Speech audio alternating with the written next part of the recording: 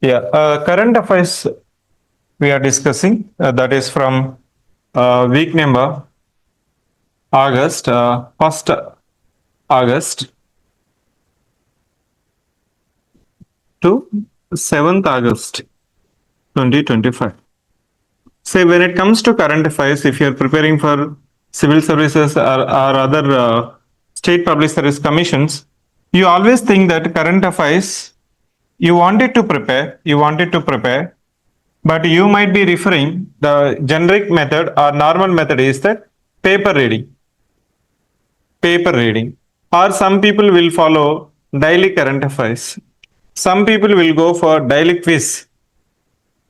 Again, they will go for monthly compilation.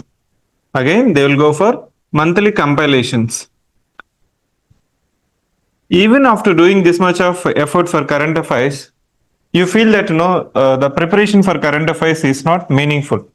You always feel that I'm not strong in current affairs, and you don't think that the current affairs is a major subject, and you always think that the current affairs is a one of the subject, and you can read at the last.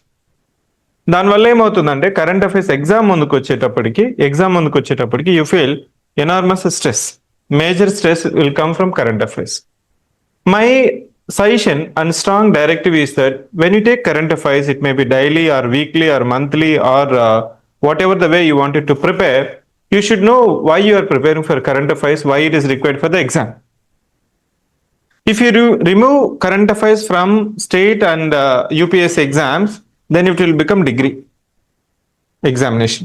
So you assume that you are doing MA in polity or public administration.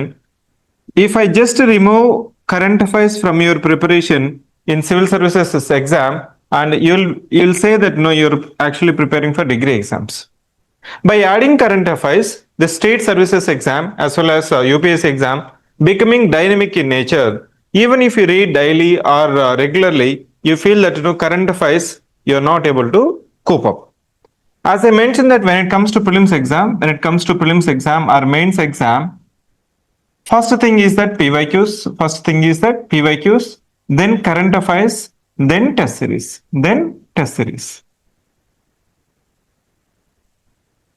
If I just remove current affairs, it will become degree exam.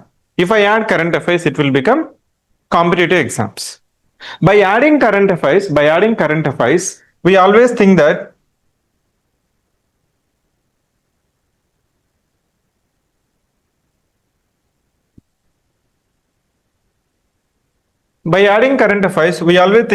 it is difficult and not adequate of your preparation. That's why even if you already written mains exam or interview, you think that you have to revise it one more time. You need to think one more time. Now, how to prepare current affairs? You might be knowing current affairs, but when it comes to current affairs, you should know whether the topic is relevant for prelims or mains or for both. If it is for prelims exam, we have to approach hexagonal approach. Hexagonal meaning if there is a one scheme or program or initiative, you should know what is it, why it is in the news. Global plastics treaty is in the news, why it is in the news. And we should know other details like other important objectives, our aim or theme shall be understood in the context of prelims. Then we should go with if it is a program, inclusion and exclusion criteria. Then we can say who is implementing, nodal agency. Is there any nodal agency or is it a collaboration? Then if it is already implementing initiative or issue, what is the recent development? That's it. This is hexagonal. The 6 points we should know. I repeat, if it is a prelims context, we should know what is it, why is it in the news. Then the third aspect is that what is the aim and theme of the initiative, or problem. Then inclusion exclusion criteria. Sometimes other important details, if it is repeatedly in the news like MG Narega, digital mission, digital India, make in India, these issues are repeatedly in the news. Then when it comes to collaboration or implementation, recent developments we should understand.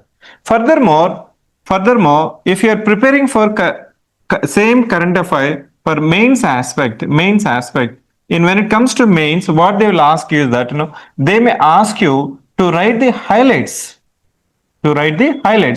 not the entire aspects, highlights of the issue in the news. Then I may ask you the advantages. What are the advantages? Or we can say merits. Sometimes it may be called as a pros. Then the disadvantages involved in that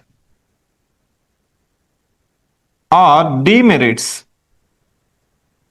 or cons. Then measures taken by government of India or state governments. Is there any suggestions from your side? Measures or challenges, etc. Suggestions or criticisms.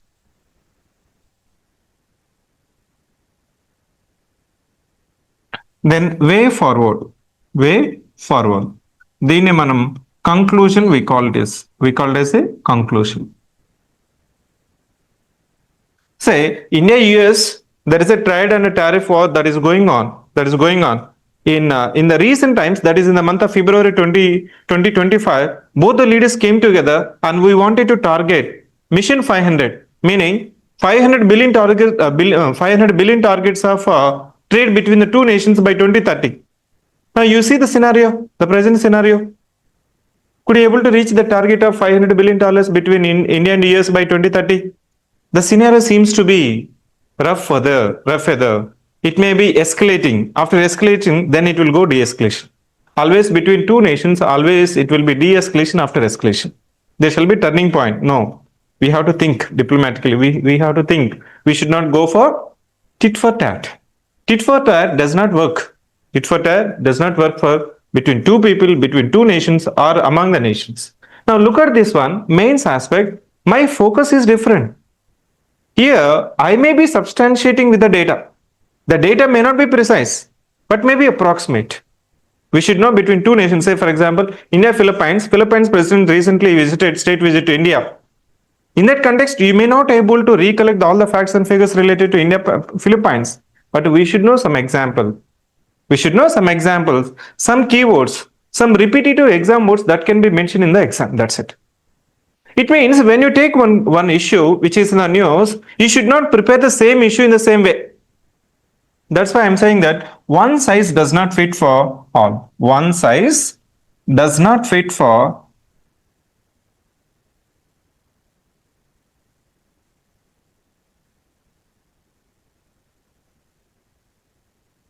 all. This is very, very valid for current affairs. First, you differentiate whether the topic is having potential for prelims or it for mains or can be for both.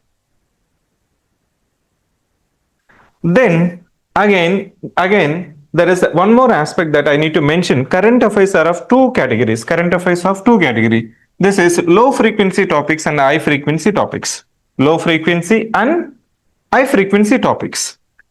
The current affairs topics I'm classifying into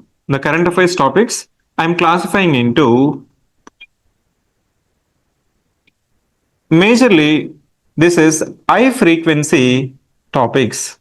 What is meant by high frequency topics? These topics are in the news repeatedly, on and off.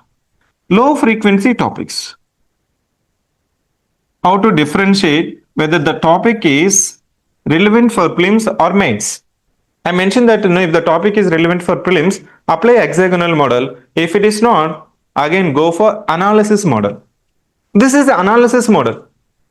I am writing advantages, disadvantages, challenges, limitations, measures, and way forward, and some data when it comes to mains exam. But when it comes to prelims, I've been repeatedly saying that what is it, why is it, objective, aim or theme, inclusion, exclusion, or the nodal agency, nodal ministry, is there any collaboration? If it is already implementing or initiative or be repeatedly in the news, is there any recent development? That's it. How to demarcate it, how to mention it. So this topic is relevant for prelims. This topic is mainly focuses for mains exam. That will be known with the help of low frequency topics and high frequency topics. Mostly these low frequency topics are relevant for prelims exam. Relevant for prelims exams. When it comes to high frequency topics, this may be relevant for mains and sometimes prelims. Again, in the previous slide, I have mentioned that you have to apply hexagonal, meaning there shall be at least 6 points to be written. These 6 points are these 6 points. Not every point. కొన్ని compilations I've been seeing that all the points they'll dump in the current affairs in the name of current affairs. You may think that yes, I need to read all the content they have given it. For one topic they will give 5 pages, 6 pages also. How many points you will remember? How much content you will remember? For the example, between India and US, you can have 100 pages content also. Is it humanly possible to retrieve during the exam? It means it's saying that you read all the articles in the constitution and nothing will go out of my notes. There is a one saying that read my notes, which is just like a copy paste from all the articles from the Indian constitution, and there will be no question from this material.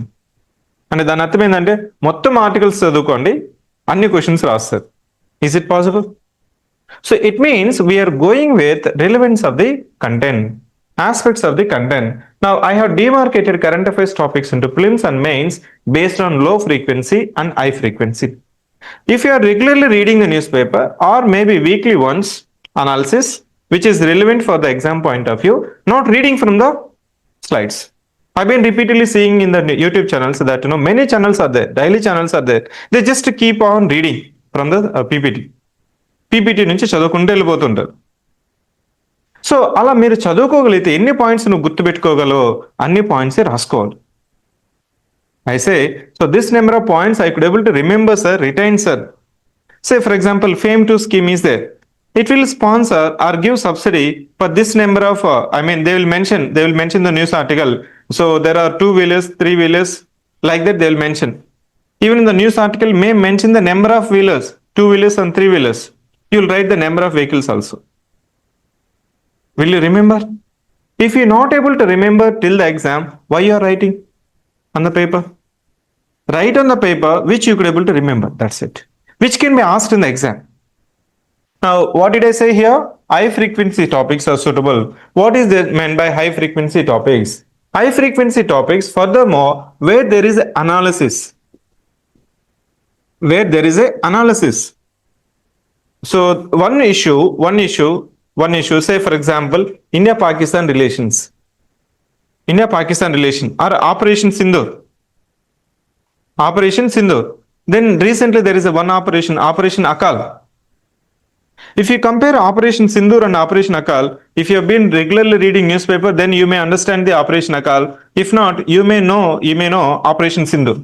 Operation Sindoor ante నీకు తెలుసు, కానీ Operation Akal ante తెలియదు. Shigali Soni. What is meant by Shigali Soni? Stable coins.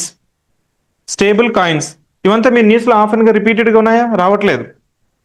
అదే if I say made in India, make in India initiative, smart cities, MZ Narega, Bharat Mala, Sagar Mala, Deep Ocean Mission, Gaganyaan, these missions are in the news. These missions are repeatedly in the news. In that context, you should know in the context of mains as well as prelims. If not, go for prelims only. Now, in this context, to make you empowered, I have compiled one document trying to convey based on 1st August to 7th August.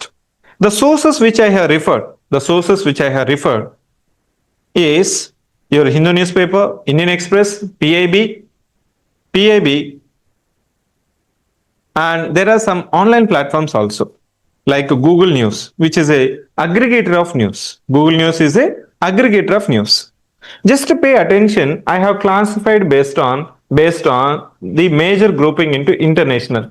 International, what we have is that India-US trade and tariffs. India-US trade and tariff. Trade and tariffs. So, which is started and it is ongoing issue and will be going for next 6 months also.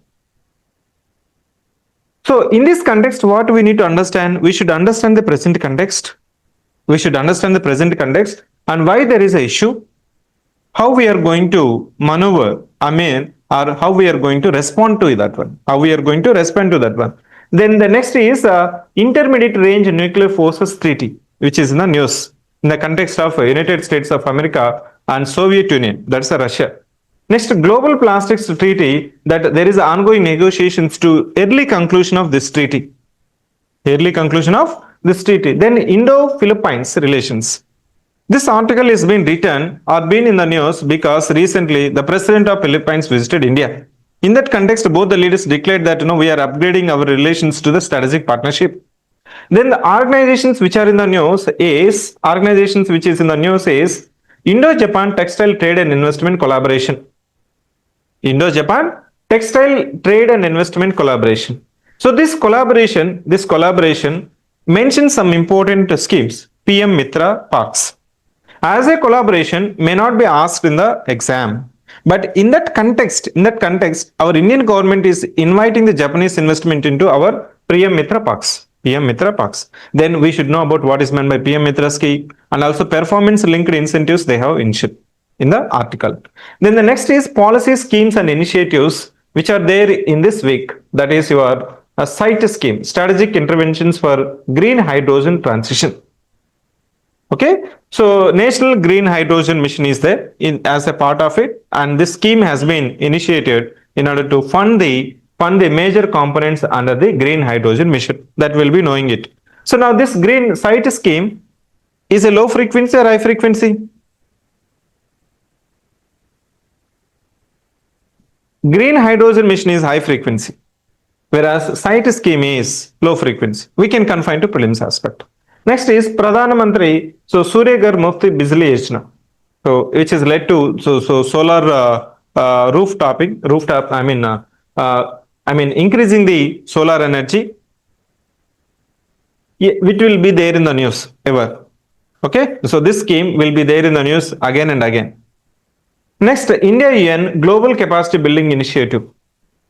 So such kind of initiative, we should know that if it is a collaboration, who are involved in that collaboration, that they are asking in the UPSC and State Public Service Commissions. Next, when it comes to polity and governance, so if, for example, these two bills are there, Coastal Shipping Bill and Carriage of Goods by Sea Bill 2025. ఇట్లాంటివికి నేను ఒకసారి news పేపర్లు compilations చూస్తే they're dumping the entire historical on the context of the bills. ఇది మనం ఈ bills రాసేటప్పుడు ఏం చేస్తామంటే will be citing in the Sagarmala project or the measures taken by government of India in order to increase the trade and commerce. అలాంటి టైంలో will be mentioning that the age old laws has been reformed in order to promote the ease of doing business and increasing the trade and commerce by the sea routes. That has necessitated in the changing modern times and landscape. No need to remember the entire provisions of the bill.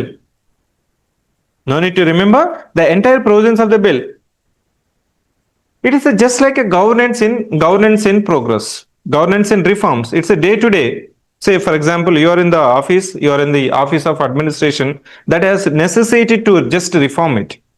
That does not signify that we should understand each and every provisions of this one. Now, income tax they wanted to reform, and that is going to be understood comprehensively. Okay. Next, RTA and BCCA. So they have amended this National Sports Governance Bill and making that BCCA is exempted from. Because there was a Supreme Court judgment that why can't we include BCCA, and that has necessitated Parliament to make exclusively that the BCCA is not coming under the purview of right to information because it is not receiving funding directly from the government of India. Next is a special intensive revision. Now it is a debate and discussion in social media that there is some kind of duplication or omission or commission of the voters in the special intensive revision process that is taken by Election Commission of India in the state of Bihar. So that's just like a reforms needed in the electoral sector. In the broader electoral reforms, there is a demand that your EPIC has to be linked with your Aadhaar. EPIC has to be linked with Aadhaar card. So in this context, you can mention that the regular special intensive revisions are required in order to sanitize the duplication of the voters in the voter list, electoral rolls. But the procedure is more important. How they are implementing.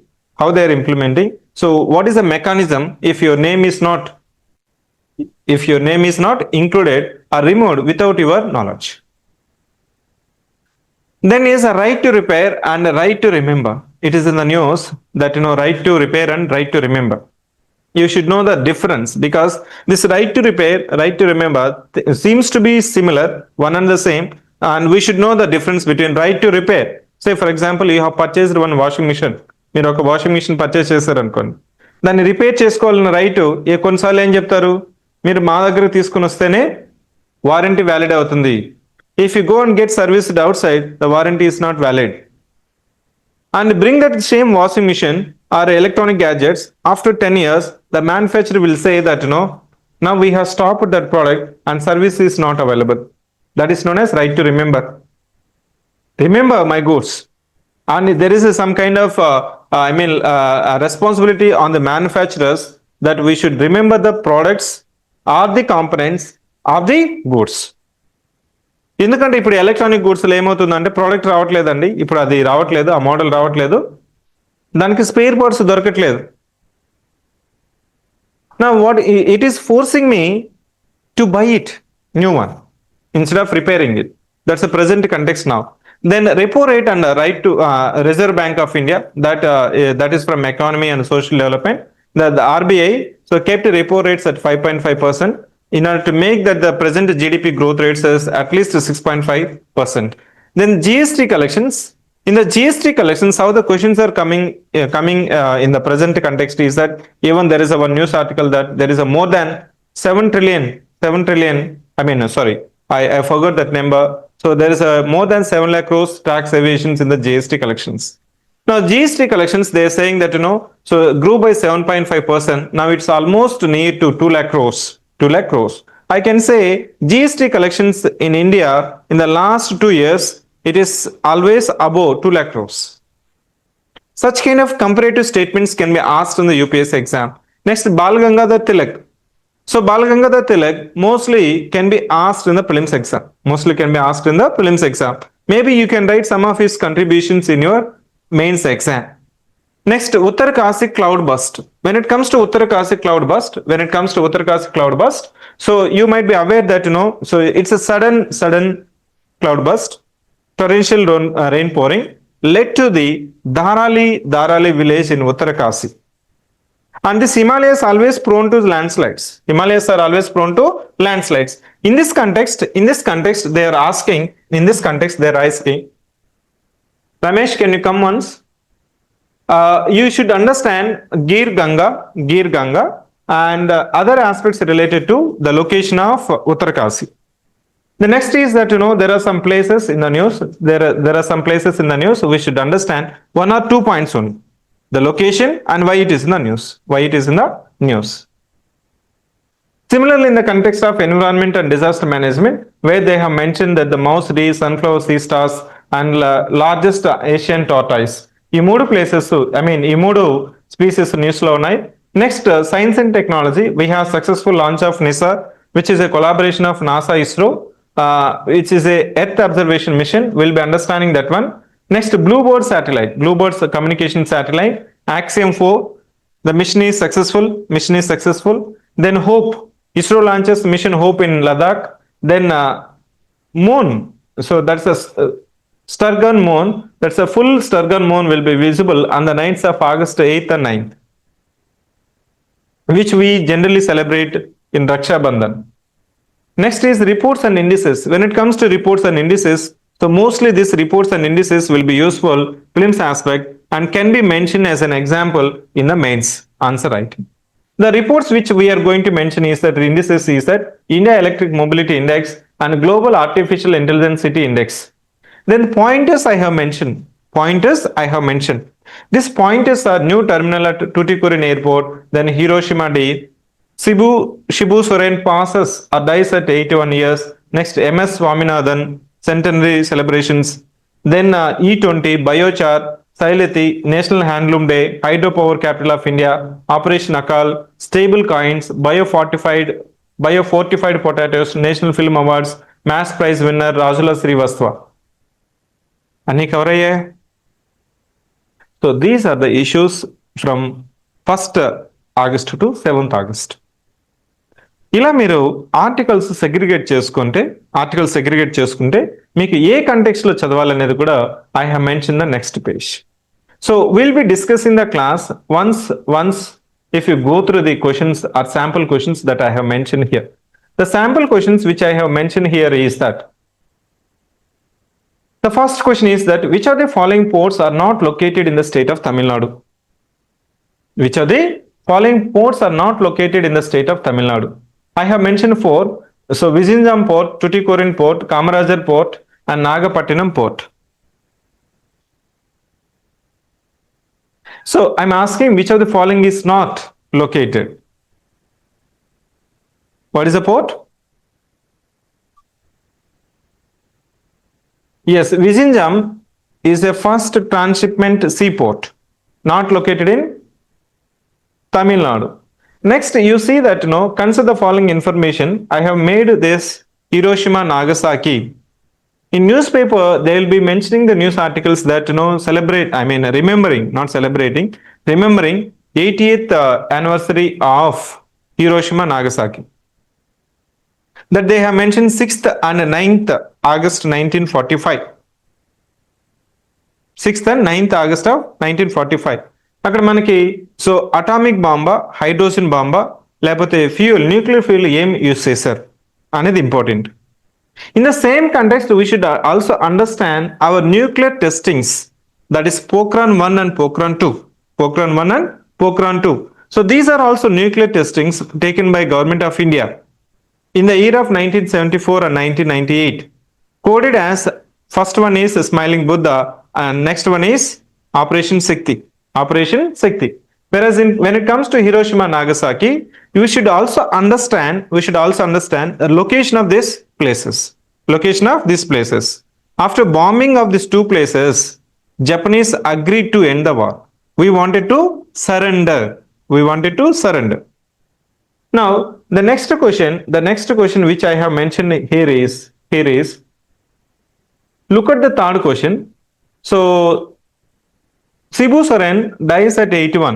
They mentioned that he is a champion as a tribal leader, fought for the rights of the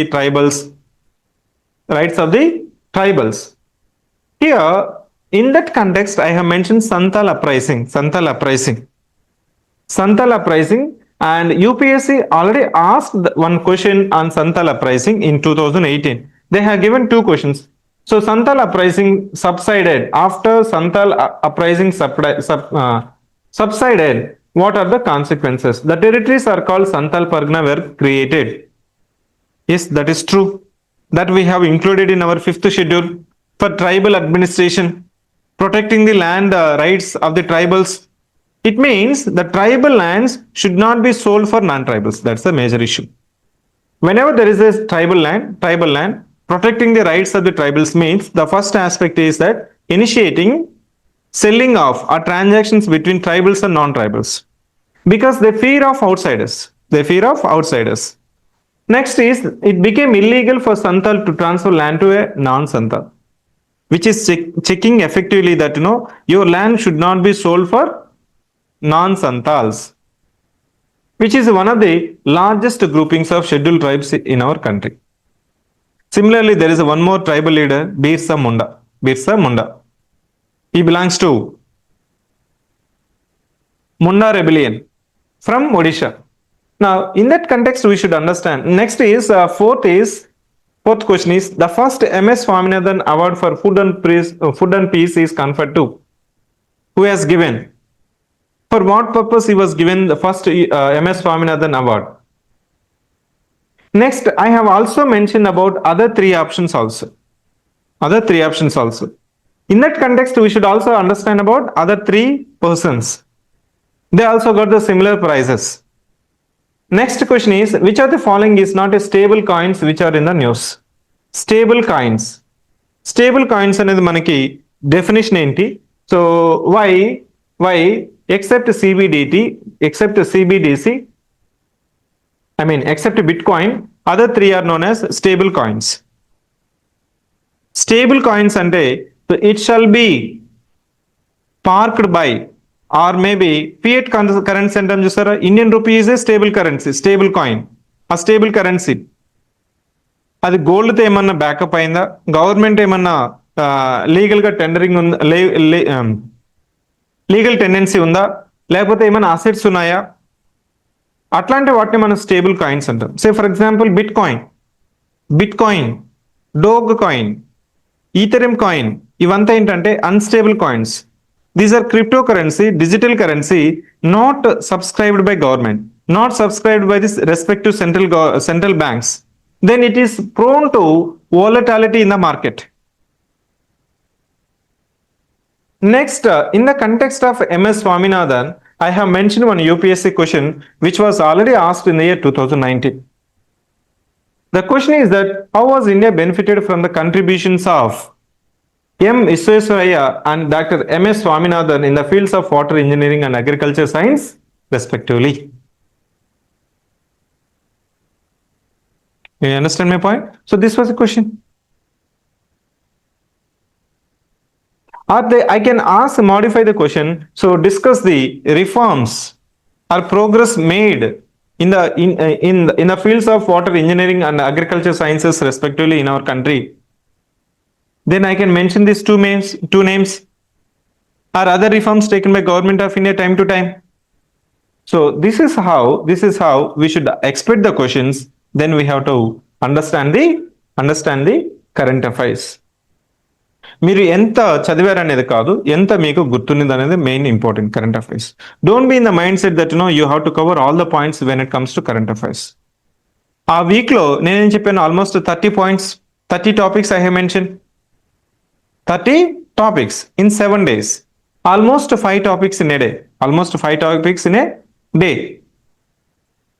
Next, now let us understand the first topic, that is India-US trade and tariff. Kindly mention the present trade deficit is negative for US. Almost it is a $50 billion. Almost it is precisely it's a $45.8 billion. Okay, so this is the trade deficit that America is having it with India.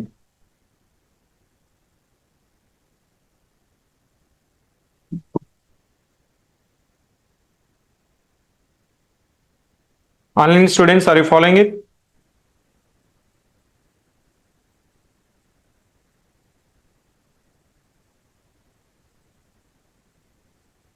Okay, that's the one point you can mention. It is not necessary to remember all the remaining points. As I mentioned that, note the point which you could able to remember, retain and retrieve during the exam. That's it. Remaining information can be information just for understanding the issue. That's it. For your understanding, I have mentioned goods imported from India, goods exported to India. The macro point that I can remember between India and America is almost $45 billion is the trade deficit, and the trade is positive towards India. That's it. Now you can understand why Trump is aggressive. You need to protect MAGA, make America great again. That initiative, America First policy is the primary manifesto are the promises made by this Republican Party for the elections. They supported that premise. They elected him. Now he need to implement. He need to follow that one. అంతే కదా. అది మన కంట్రీకి disadvantage ఉంది. అది మనం ఎలా overcome చేస్తున్నాం, how we are going to overcome it, how we are going to overcome it, that is a matter. Now here the point to be mentioned is that India America is having trade deficit of 45.8 or $45. Next broader aspect that I have mentioned, in the month of February 2025, now both the nations collectively said that we wanted to target our bilateral trade should be at least $500 billion by 2030. Should be at least entandi? Yes, $500 billion by 2030. Right now it is around $200 billion.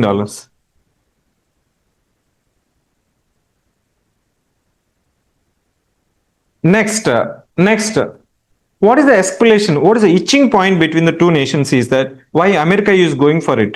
They wanted to conclude trade agreement with most of the nations. Majority of the nations is the Trump administration. Our Trump administration wants to renegotiate and conclude the updated or reformed trade agreements with the majority of the nations. So in that process, they want India to reduce our tariffs. So similarly, they're saying that you should not purchase oil from Russia, oil and ammunition from Russia. That's another demand. So next is the consequences. What is the consequences in the sense? So they said that if both the nations could not able to resolve this ongoing tensions between trade and tariff,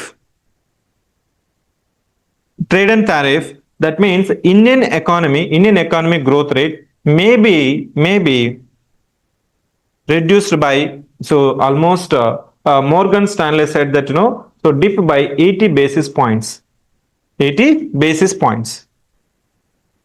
Inkoti endante Moody's estimation said that it may slow down by 0.3%.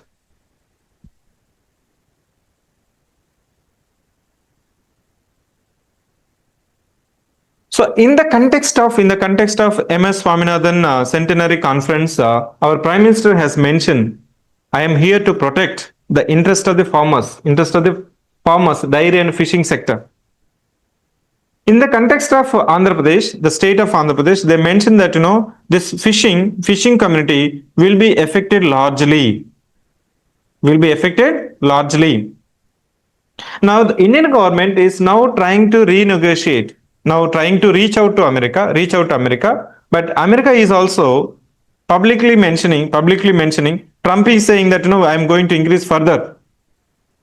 One of the key player in the Trump administration is saying that so the trade negotiations in progress. Meeku news lo vachindanta news kaadu. There is a one saying, if you don't read newspaper, you are uninformed. If you read newspaper, you are misinformed. Okay, you understand? If you're not reading newspaper, you are uninformed. If you read newspaper, you are misinformed. So that's why read between the lines. Don't assume that whatever they have written in the newspaper, news analysis is true. అర్థమైందా? So uninformed, misinformed ki manaki teda teliyali.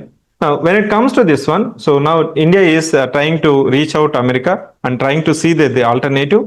And they will say, mention, ఇలాంటి సిచ్యువేషన్లో మీరు so క్రిటికల్గా రాయకూడదు.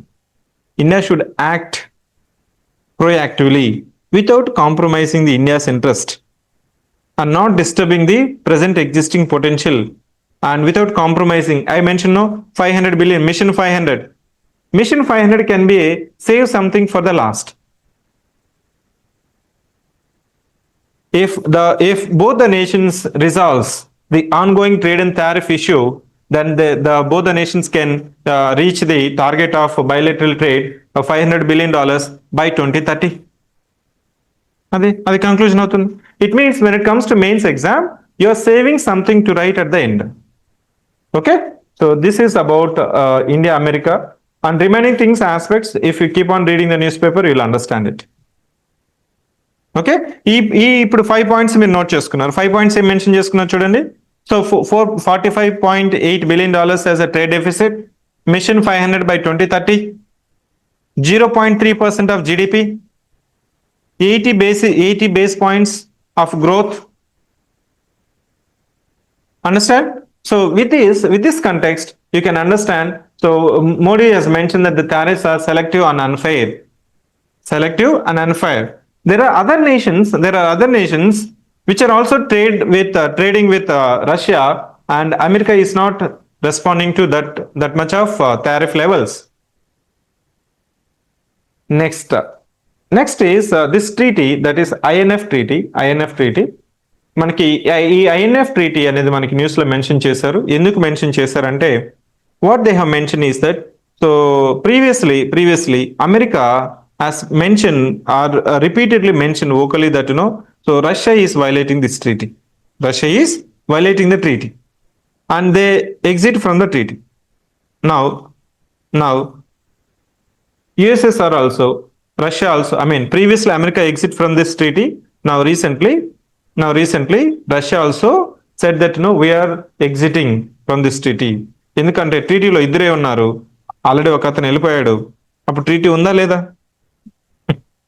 So that's the meaning of this one treaty. Intermediate, so range nuclear forces treaty. ఇక్కడ main issue ఏంటంటే Russia and US, they said that so we wanted to reduce the missiles. From the existing missiles of more than 2,600 missiles, they wanted to reduce. ఇక్కడ ఏం చేశారంటే, ఇట్లాంటి missiles treaties so mostly will work for some short duration, again they will develop it. ఇక్కడ మీకు news లో ఏమనిపిస్తుందంటే, INF treaty is related to which of the following nations? ఇప్పుడు ఈ ట్రీటీ అనేది డిస్ఫంక్షనల్ అయింది. Next, only existing treaty or ongoing treaty or in force treaty is START treaty.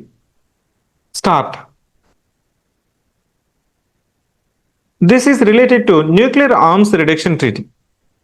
The new START treaty in news related to అని ఇస్తారు question. అంతా surface లెవెల్లో మాత్రమే. మీకు తెలిస్తే ఆన్సర్ చేయగలరు, తెలియకపోతే you may think that which is a difficult question. That's it. If you are not aware of such kind of treaty, then you are not able to answer the question. That's it. The single line questions are very, very difficult. You may think that the multi-statement questions are difficult, but single line statement questions, single option questions are very difficult, because if you don't know anything, then you have to leave the question. That's it. You cannot apply the laws. You cannot eliminate. If I give 4 statements, say for example, నేను అక్కడ ఉన్నాను రా, నన్ను meet అవ్వను అనుకో, ఎక్కడ exact గా నా లాటిట్యూడ్ లాంగిట్యూడ్ తెలిస్తే నేను రాగలను. If I give some clues 3, I'm located in Indus Bhavan, you can Google it. It is near to Ashok Nagar cross roads, then you can at least reach to 100-meter level. Then it is opposite to coast. There is a chances that then you can come near to that one, then you can have at least 50% of probability. So that's the reason that multi-statement questions are easy to answer. The only issue is that you have to comprehend these options during the exam hall. అందుకోసం మీకు so time to read it and understand, it will consume the time for multi-statement questions. But when it comes to single statement questions or direct questions, students will feel during the exam easy, but it will be easy if you are aware of it on. Otherwise, you have to skip the question. That's it. Next question is Global Plastics Treaty. It's something that related to your Kyoto Protocol, Kigali Agreement, Montreal Protocol, related to plastics. There are ongoing negotiations related to plastics treaty. ఇక్కడ ఈ treaty చూడండి, it's a surface level treaty, లో frequency topics. మనకి ఎక్కువ చదవాలి, ఇక్కడ ఒక 2-3 points వస్తే చాలు, ఫిలిమ్స్ కి 2-3 పాయింట్స్ వస్తే చాలు. So now there is ongoing negotiation. The goal is to establish the treaty legally binding. Please mention it's a treaty legally binding, covers the entire life cycle of plastics. Aims to end plastic pollution by 2040. You see, during Democratic Party in America, they have banned plastics mainly. As soon as came into power, he allowed plastics again. He allowed plastics again. Now, it's a surprising element that America is proactively participating in this plastics negotiations treaty, global plastics treaty. So banning of plastic is very easy, but enforcing that ban is very difficult. I'll migrate to non-plastic if it is viable, if it is available, if it is used by commercial establishments. Miro, say for example, if you go to any shop or establishments and you are purchasing the goods value of 50 rupees and I am charging 5 rupees for cover. And I am not charging 5 rupees, but I am giving for plastic. అప్పుడు మీరేమంటారు? 5 rupees పెట్టి non plastic bag తీసుకుంటారా, లేకపోతే bag carry చేస్తారా, లేకపోతే plastic cover ఫ్రీగా వచ్చేది తీసుకుంటారు? So it means in this process India's position is, you should understand India's position. We are not ready to implement that treaty. You see that, so advocates for treaty protecting sustainable development rights. The first point is that it is opposing polymer production limits. అలాగే polymer production limits కానీ చూస్తే ఇప్పుడు మనకి ఏం చేస్తున్నాం, we are now banning in cities like single use plastics. Single use plastics are banned, but used by almost 90% of the commercial establishments in Hyderabad because it is not viable. If you are purchasing goods value of 200 rupees and I am charging 10 rupees for the cover or non-plastic or organic or jute bag, and you may say that so cover kuda charge chestar ani aduguతారు. You think that cover is free. If I include cover cost in the product cost, then the product cost will become non-viable. Assume that you just went outside to purchase tiffin as a parcel. Tiffin cost is 35 rupees, cover cost is 5 rupees. అప్పుడు ఏమవుతుంది, there is another establishment who is not charging cover and giving plastic, but I am giving jute bag. I will be losing the business. My counter sale will reduce. Then I'll start thinking that so I'll keep covers inside and I'll ask, do you have cover? No. Okay, next time cover తెచ్చుకోండి sir. But they don't bring it again. So now the position is that we are now opposing the polymer production limits. Call for France technology transfer.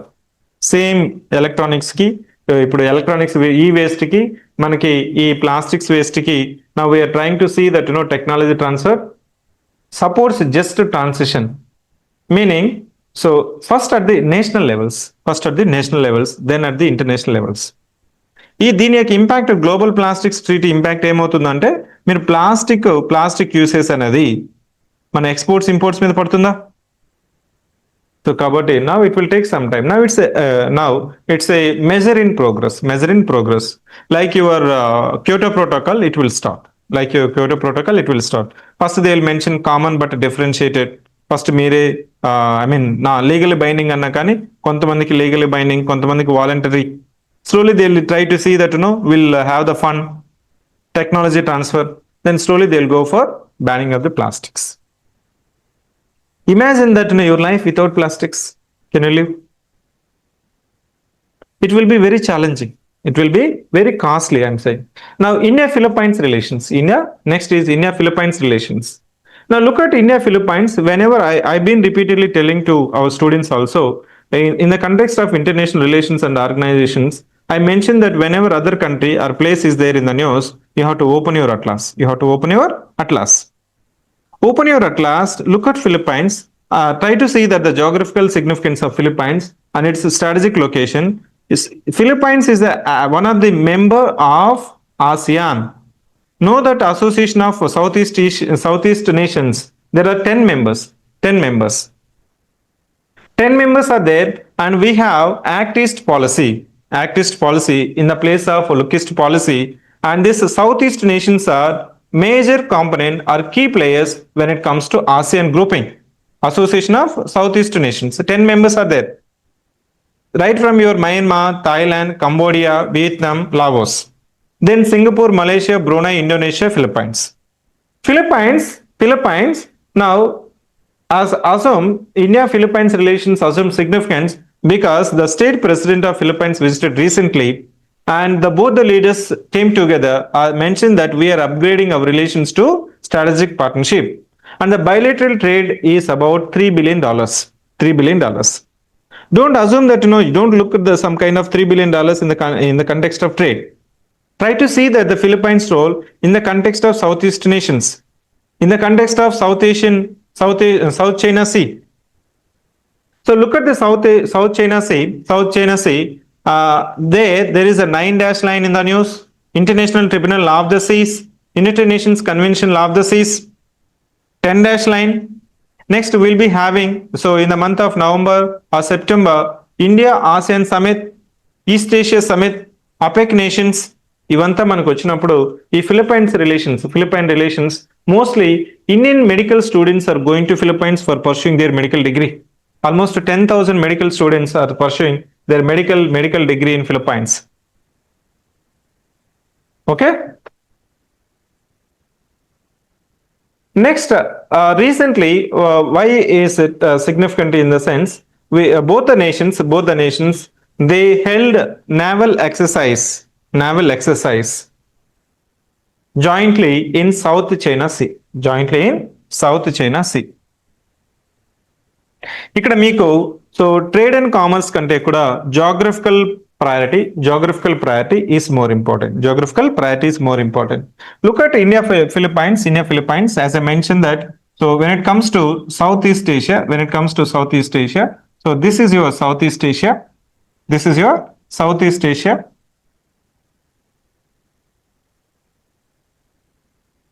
is your Philippines. Look at Philippines, this is your Luzon Island, then Mindanao. Locate Luzon and Mindanao, and the Philippines capital Manila is located in Luzon Islands. And one more point is that International Rice Research Institute is located at Manila.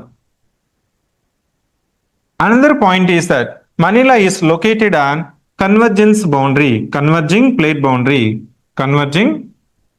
margins.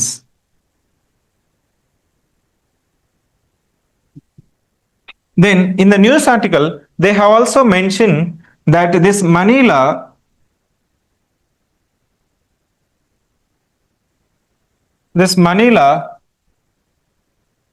so this is your Hainan Island, this is Taiwan Island, and this is other islands that Sumatra Islands, Borneo Islands, Philippines Islands. This is your Philippines Islands. So this is your 9 dashes lines.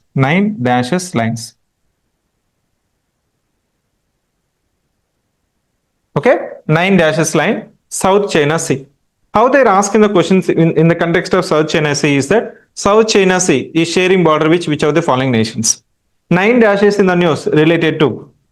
Then the islands which are there in this place, they'll ask you to arrange from north to south. Paracel Islands, Scarborough Island, Spratly Island. So mention these islands which we have discussed and just recollect it. So what are the islands? Paracels, Scarborough, Spratly. So mostly it is important strategically, geographically, rather than trade and commerce. Next aspect is that, so one point we can mention is that whenever you mention that, Act East policy, you can mention that, so India recently upgraded relations with the Philippines as a strategic, and they have concluded and signed strategic partnership declaration and plan of action. That point is more than enough. That's it. What is the point to be mentioned? So strategic partnership declaration and plan of action. Next, I have mentioned IFSC IOR. This is India's initiative of India's Information Fusion Center, Indian Ocean region, which is a network initiated by Indian Navy for sharing the maritime information for maritime security. We have invited to join that one. So UPSC has asked one question on IFSC IOR in previous years.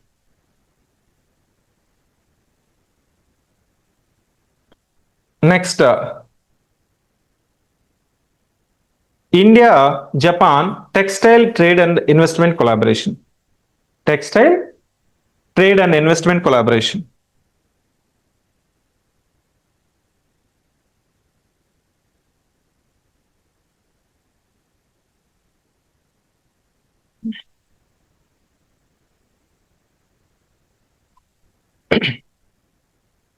So here the point is that, so this collaboration may not be significant, but what is significant is that from this news article we should understand that PM Mitra scheme and CEPA, and ఇప్పుడు మీకు time ఉంటే you can just understand what is meant by CEPA, PM Mitra, PLI scheme. If not, you just mention and you can know later. That's it, like that. So this is SCRI, PM Mitra and CEPA is more important, and production linked perform incentive scheme.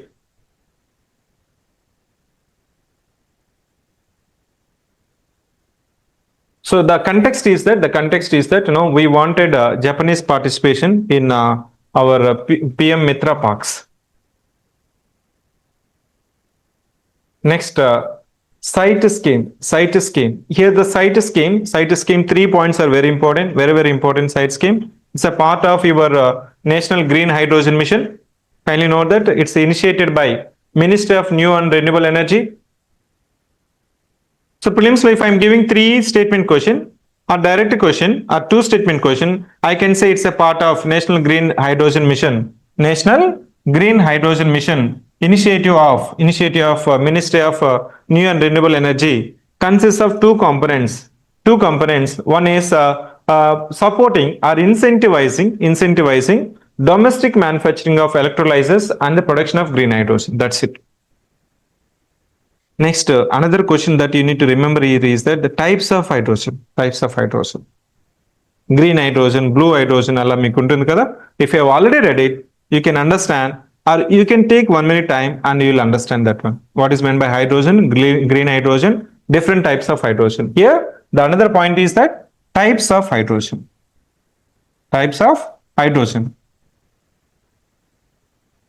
So I'm trying to see that the nearby topics so that you can compare with the types of hydrogen. So in the context of the present question of site scheme. What is a site scheme? Strategic interventions for green hydrogen transition. Say for example, whenever the technology are wanted to inform or reform, the government will try to incentivize. For example, palm oil cultivation, ethanol blending, green hydrogen. ఇట్లాంటి వాటికంతా ఏం చేస్తుందంటే the farmers or producers or manufacturers may not ready to adapt it. They see that it is not viable, sir. Say for example, instead of teachers, if I deploy AI teacher, which is also available, instead of teacher, if I deploy AI teacher, it is not viable now. Maybe in the coming futures it may be viable to have AI teachers. To adapt that one, the reform or technology or initiative, government will give some kind of support. That's known as site scheme. So strategic interventions for, ఇక్కడ 3 points మనం ఏం గుర్తుపెట్టుకున్నామండి? 3 points. Ministry of New and Renewable Energy and consists of 2 components, production of green hydrogen and electrolyzers. It's a part of National Green Hydrogen Mission. So again, one more point. Whenever the scheme or outlay is more than 10,000 crores, we should understand and we need to remember that outlay. Not for every scheme. If it is a 1,500 crores, less than 10,000 crores, no need to remember. But if it is more than 10,000 crores, you can expect that government may be asking that the fact. Okay, so the National Green Hydrogen Mission launched with an outlay of more than 19,000 crores. Now, this is a implementation. This mission. Policy ki, mission ki, scheme ki teda enti. What is the difference between policy, mission, scheme? Policy. Renewable energy policy. The broader policy, isn't it? Broader policy. To implement this policy, you may have different missions.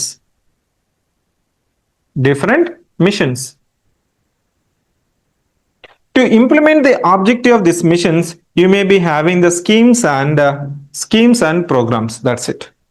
Schemes and programs. That's a major difference between policy, mission, and scheme.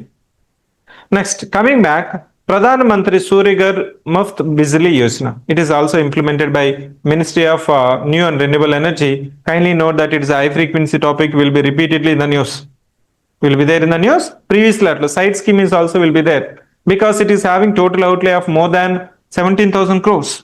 May not be consumed within one budget. It may be maybe 2 years, 3 years, 5 years like that. They will go for it. So Pradhan Mantri Suryaghar Muft Bijli Yojana. It is launched in the month of February 2024 by Ministry of New and Renewable Energy. Installation of rooftop in 1 crore households.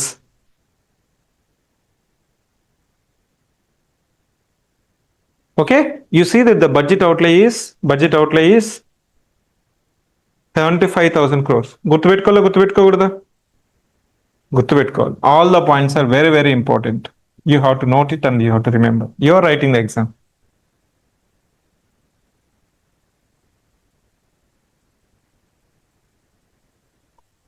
Okay, subsidy component, no need to remember. There is a subsidy component and loan facility, collateral free, and eligibility, Indian citizen owns own house with rooftop, valid electricity connection.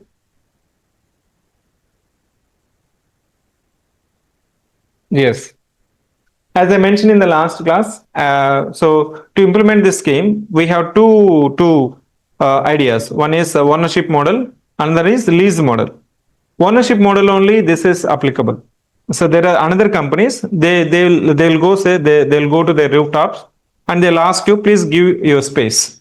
Because one of the challenging limitation when it comes to cities is that you won't have space, independent space. Say for example, if you're living in apartments అప్పుడు మీకు space ఉంటుందా?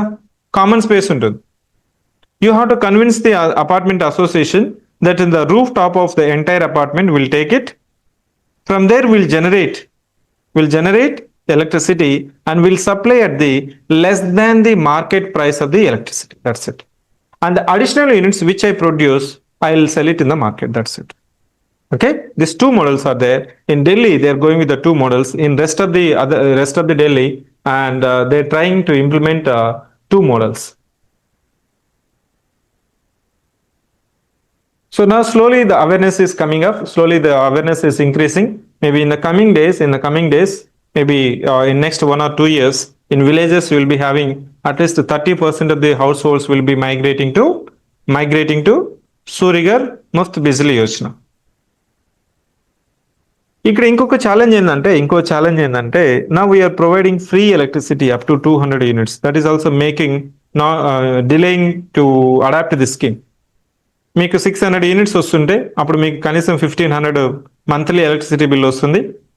You may think that instead of paying this much of 2500, I can adapt into solar. Also, I'm consuming 400 units. Within this 200 units government is really giving, and I need to pay 200 units only. Then I may think that not to adopt this solar rooftop. So giving free electricity is also diluting the targets of this adaptation of solar rooftop at villages. Next is very important. This is touted to be new initiative between India UN Global Capacity Building Initiative. The initiative is that ఇక్కడ ఏం చేసేయాలంటే ఇక్కడ ఏం మీరు గుర్తుపెట్టుకోవాలంటే if they want to give the single statement question is related to Global Capacity Building Initiative.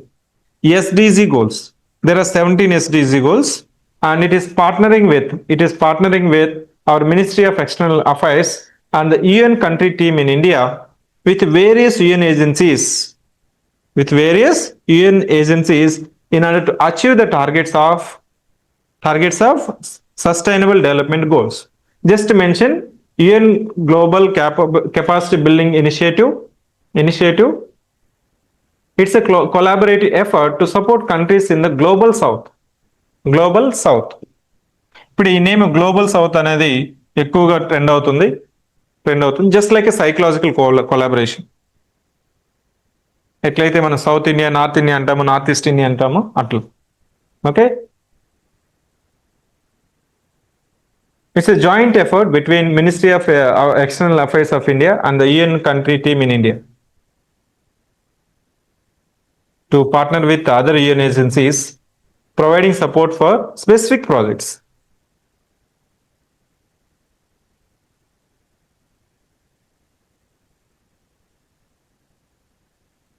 So wider sustainable development goals are wider. You look at that, rice fortification, digital health platform, sensor support, vocational training centers, ఇవంతా మనకి ఈ initiatives లో ఉన్నాయి.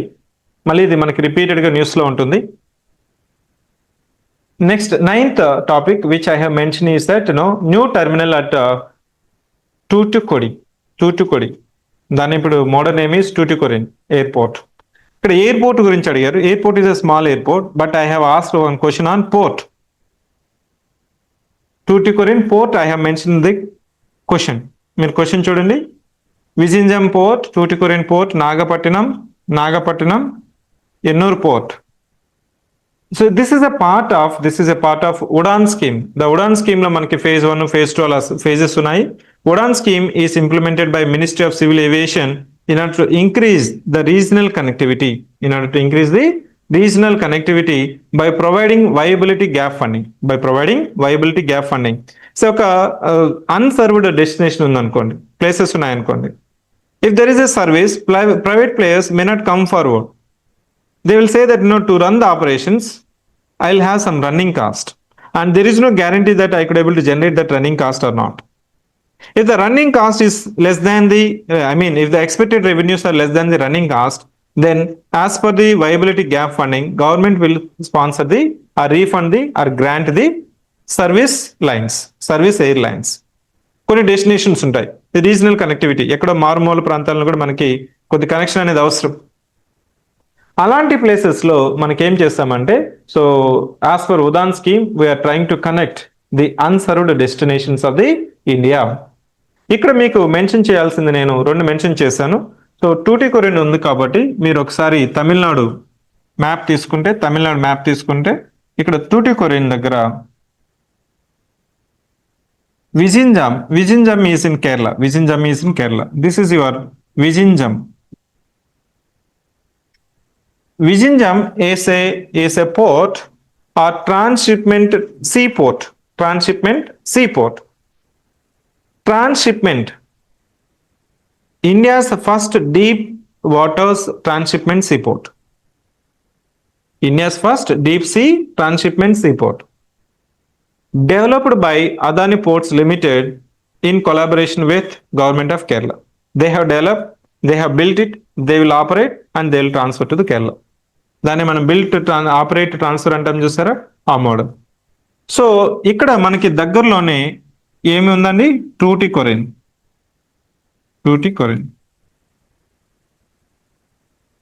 So this is your Sri Lanka. Okay, so ఇక్కడ కచ్చతీవ్ islands, Gulf of Mannar, ఇక్కడ Pak straight, ఇక్కడ Gulf of Mannar, this one is Pak straight. Open your atlas, try to see that the geographical location here. The geographical location is very important. This is Park Strait and this is your Gulf of Mannar. There is a Dhanushkodi Islands. ఇవంతా మీరు ఒకసారి గుర్తు తెచ్చుకోవాలి. చూడండి, Pamban island, Dhanushkodi island, Mannar island, Katchatheevu. Okay, this is Pamba, Katchatheevu.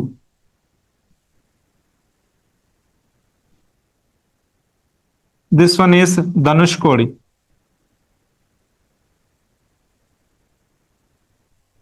This is Mannar Islands.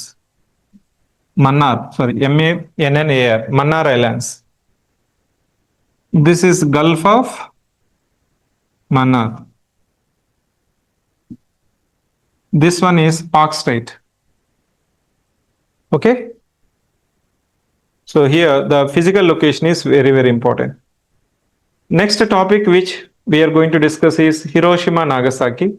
Hiroshima, Nagasaki.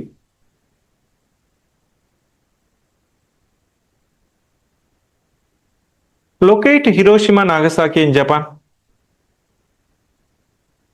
Locate Hiroshima, Nagasaki. Hiroshima and Nagasaki.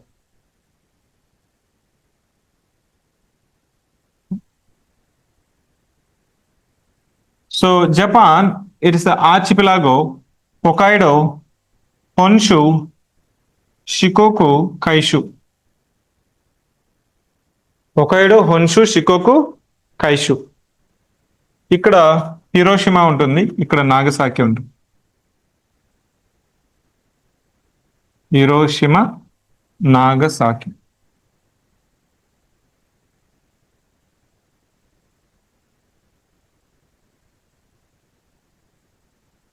Okay.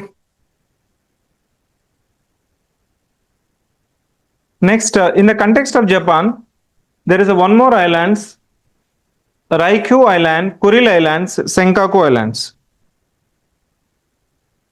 Okay.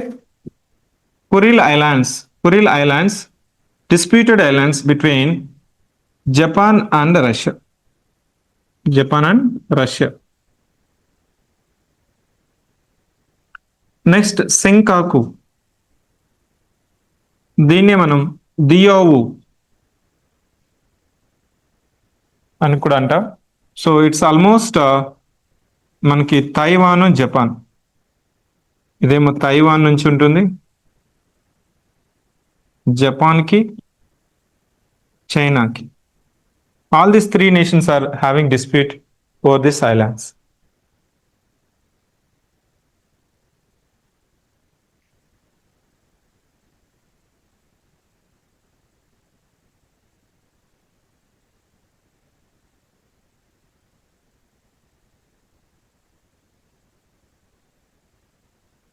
Clear?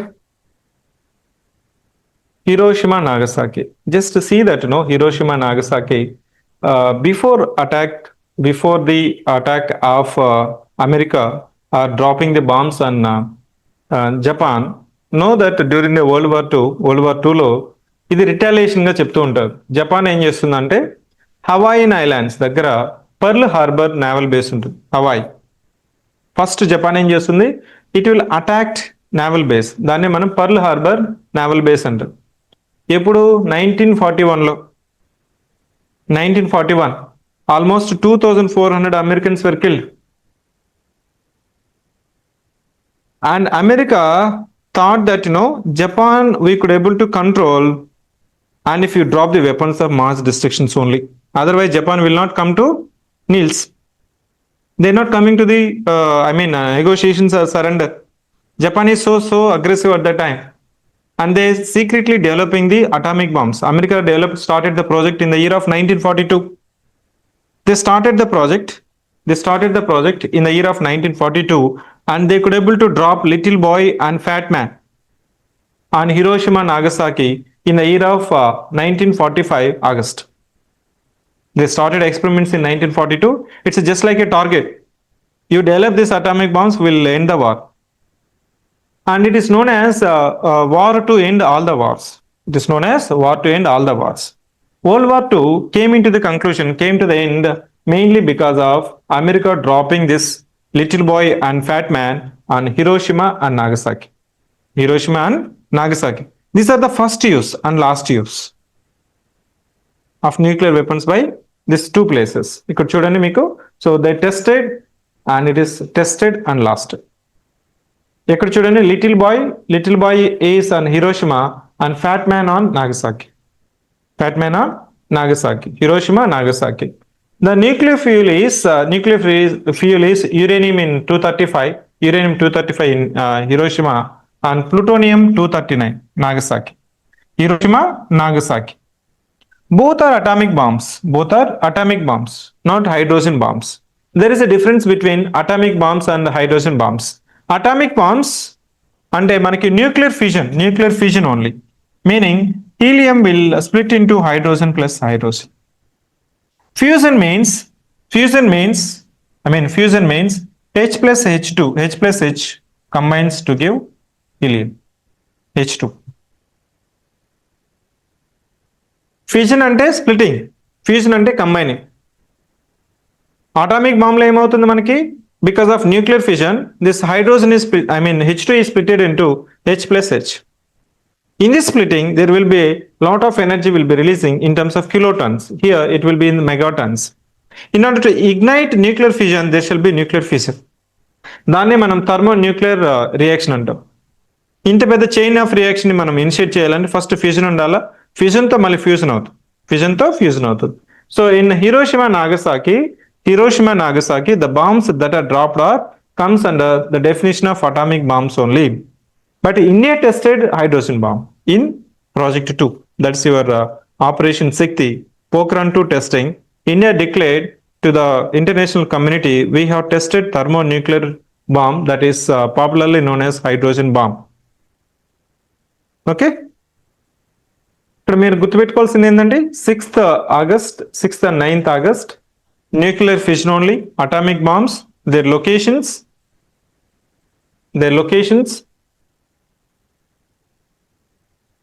and also try to recall that G7 summits, G6, G7, G8, G6, G7 మనకి groupings ఉన్నాయి కదా, G4, G6, G7 and G8.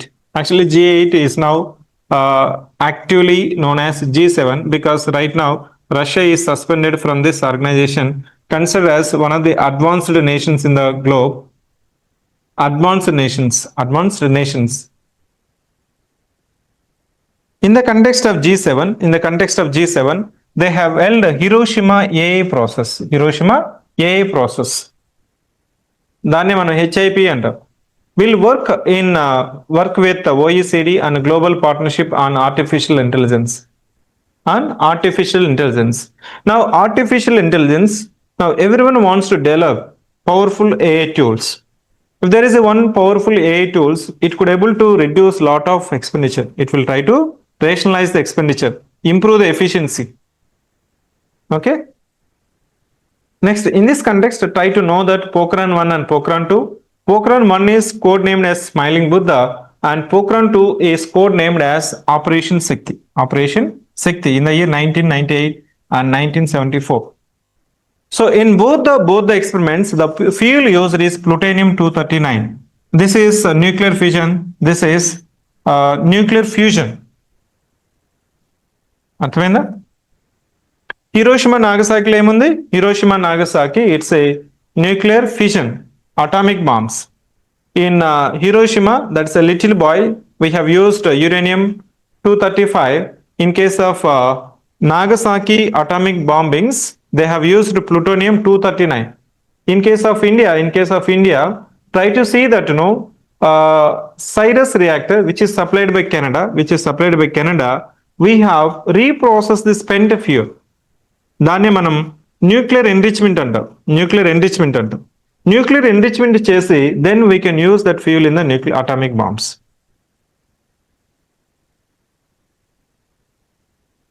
Okay. Online students, are you following it?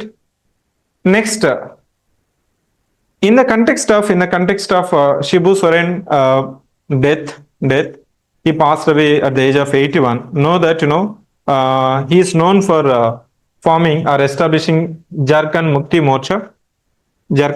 Morcha, and known for key role playing in separation or establishment of Jharkhand from Bihar. Jharkhand A state నుంచి form అయిందండి?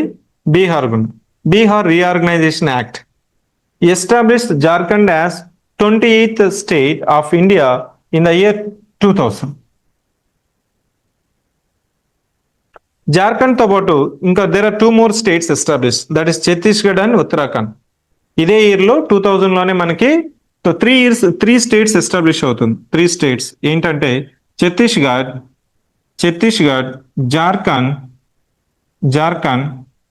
And Uttarakhand. So in this context, try to see that this person, Shibu Soren, mostly You need to understand about his significance and his contribution to the tribal history, tribal growth.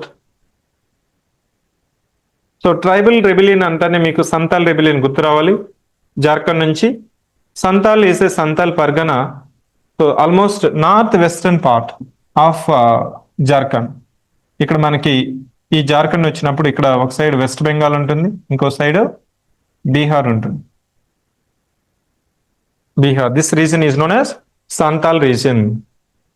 Santal rebellion. As I mentioned that the Santal rebellion, UPSC already asked one question.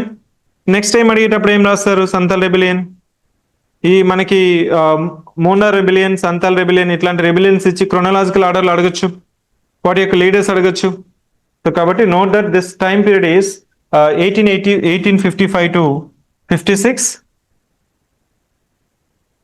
also known as Santal Hull. Hull means rebellion led by Sidhu Murmu and Kanho Murmu.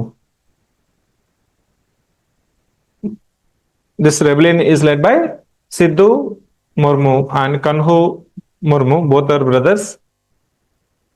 What is the root cause for this rebellion? Root cause is that during British period there is exploitation by jamindars, money lenders and British officials.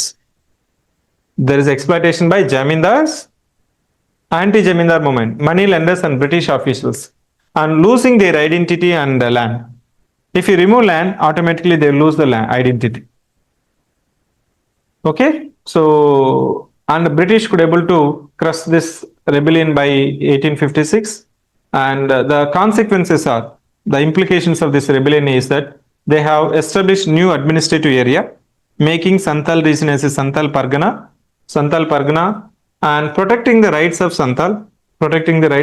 Santals, prohibiting the sale of tribal land to non-tribals by enacting Santal Pargana Tenancy Act of 19. Now we have the land protection measures like 1949.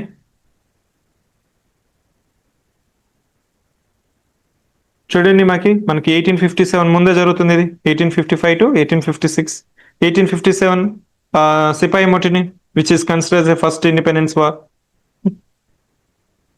So next is MS Swaminathan. You can speak about MS Swaminathan like a lot of contributions he has made. Know that MS Swaminathan, his full name is Monkom Sambasivan Swaminathan. He was born in Kumbakonam in the state of Tamil Nadu in the year 1925. One of the meritorious student, after seeing Bengal famine in the year of 1942, he decided to change his subject from medical to agriculture. Bengal famine. ఇప్పుడైతే మీకు ఇండియాకి self Reliance ఉంది. అప్పుడంతా మనకి even 1980s లో కూడా so they use to call for so save 1 meal. 3 పూట్ల తినాల్సిన అవసరం లేదు, 2 పూట్ల తినండి, 1 meal సేవ్ చేయండి అనే prime ministers used to give call, because that was the situation that India has faced it. And he has developed variety of seeds, mainly high yielding variety seeds. He was instrumental in green revolution. He is known as the father of Indian green revolution. He worked with father of green revolution, that's a Norman Borlaug, the father of green revolution. So అతనితో collaborate అయ్యి he used to develop the new variety seeds based on Indian native climate, native soil, in order to increase the production, reduce the duration. Some crops they will grow like this. ఇంత height కూడా వెళ్తుండే. ఇప్పుడు మనకి rice మీరు చూస్తే old varieties, native varieties, they will grow up to this much height also. Now if the height of the crop is this much, whenever there is a winds వచ్చినా, కొద్దిగా వర్షం పడినా ఏమవుతుంది, మొత్తం క్రాప్ అంతా నేలమట్టం అయిపోతుంది. అందుకోసం they have reduce the height of the crop. You see that most of the vegetables కానీ, ప్యాడీ కానీ, వీటి కానీ, the first thing is that they will reduce the height of the crop. Why they need to reduce the height of the crop? In order to minimise the loss during maybe winds or floods like that. Okay, So recently, Mr. Modi has visited. I mean, gave the one of the seminar in by participating in this conference that is known as MS Swaminathan Centenary International Conference. And in that context, even he mentioned protecting the farmers is my first duty. Okay.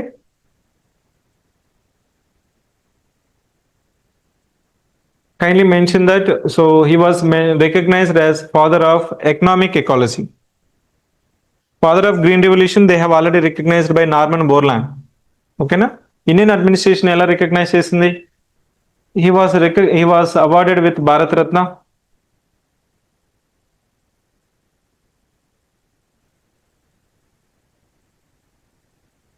He was awarded as Bharat Ratna. So this year Centenary International Conference, the theme is Green Revolution and Pathway to Biohappiness. Biohappiness. And he is also instrumental. He headed as a National Agriculture Commission Chairperson, National Agriculture Chairperson, Commission Chairperson, and advocated for our MSP, minimum support price, should be 50 times that of cost of production. దాన్ని మనము 1.5 times of cost of production. Cost of production. Say for example, if it is 100 rupees is the cost of production, and add 50 rupees, and that shall be the procurement cost. That's the selling price కాదు, procurement cost. మన MSP ఏం చేస్తాం? MSP assure చేస్తాం, paddy కింద, wheat కింద, అట్లా మనము MSP announce చేసేటప్పుడు ఈ అడ్వకేటెడ్ ఫర్ ఇట్. సో ఇలా చేయడం వల్ల అడ్వాంటేజెస్ ఏంటి, డిసడ్వాంటేజెస్ చెప్పండి. What is advantages of increasing MSPs? First, advantages. Why he advocated for MSP as 1.5 times? At least. I'm saying that at least. Not at most, at least. So now we are saying that doubling the farmer's income. So farmer's interest. If agriculture fails, he says that the best popular quotation from MS Swaminathan is that if agriculture fails, if everything fails. He says that if agriculture fails, everything fails. Now, if I say I can increase the rural economy, the vicious cycle of debt trap, right now that is there, that we can increase. Purchasing power of the rural community will increase. It will have positive impact on the economy. అవునా? Agri economy బాగుంది అనుకోండి, అప్పుడు ఆటోమేటిక్గా spending capacity పెరుగుతుందా, purchasing power పెరుగుతుందా? Then they will invest on education, they will invest on health, they will invest on other economic opportunity. It is not just increasing or supporting the farmers, it will have positive impact. That is the vision. Other side of the coin is, that's the limitation, that demerits. What is the demerits? ఇమీడియట్గా మీకు MSP కానీ పెరిగింది అనుకో, 50% పెరిగింది అనుకోండి. So in the retail market, not in the wholesale market, ఏమవుతుంది? 1.5 times will become 2 times. Inflation will become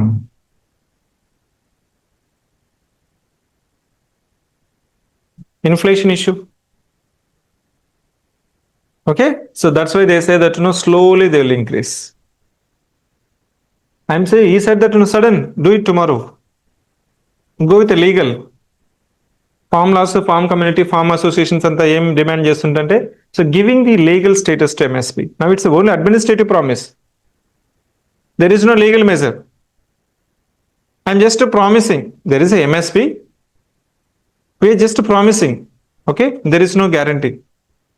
But now the agriculture community, they are saying that let us have the legal status for it. Next is the 13th topic which we are going to discuss is that stable coins. What is meant by stable coins? Cryptocurrency. ఇప్పుడు మనకి cryptocurrency is based on blockchain technology, decentralized technology, which is touted to be one of the efficient in terms of bank transactions. But right now we are in wait and watch situation. Even recently we have done one thing. We have concluded one project saying that so the stable coins is the cryptocurrencies, the digital currencies will be implemented in the coming days. Even the RBI constituted one project called Central Digital Bank Currency. దాన్ని మనం ఈ rupee అంటాం. దీన్ని మనం ఈ rupee అంటాం. ఇది ఎలా ఫంక్షన్ అవుతుంది ఆల్రెడీ మీకు తెలిసే ఉంటుంది. Say right now for example if you are using Paytm or PhonePe or BharatPe, what we are doing, how we are doing? So you are linking with one bank account, isn't it? You are linking with one bank account and there may be wallet in that. And in this wallet, you'll be transferring amount to here. Say for example, 100 rupees you have transferred. Ela transfer avutundi? You have UPI, Phone Pay. From Phone Pay, you are linked with bank account of any bank account and you have transferred to your wallet as 100 rupees. Next, e-rupee will be based on wallet to wallet transaction. E-rupee entande wallet to wallet only. But right now this wallet is not having legal backup. If Paytm collapses and you have transferred some amount to wallet, it is not there in the bank account. Kindly note. So రెండు ఒకటే కదా అంటాను ఇప్పుడు. So పేటిఎంలో bank account నుంచి నువ్వు వ్యాలెట్కి 100 rupees వేసావు. నా Paytm is not functioning. Who will give this 100 rupees back? Will Paytm will give? Paytm no. So this 100 rupees is not a fiat currency. But now this one wallet, if it is through e-wallet, e-rupee, then the RBI is guarantor, right?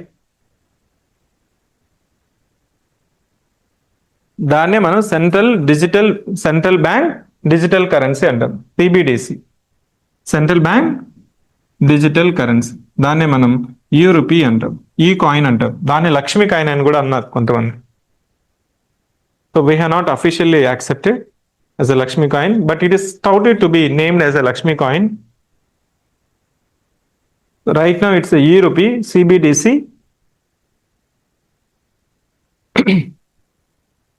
Same procedure రేపు కూడా మనకి CBDC వచ్చిన తర్వాత ఏమవుతుందంటే same ప్రొసీజరే ఉంటుంది. You'll be installing that app in your mobile. Then that mobile will be linked with bank account.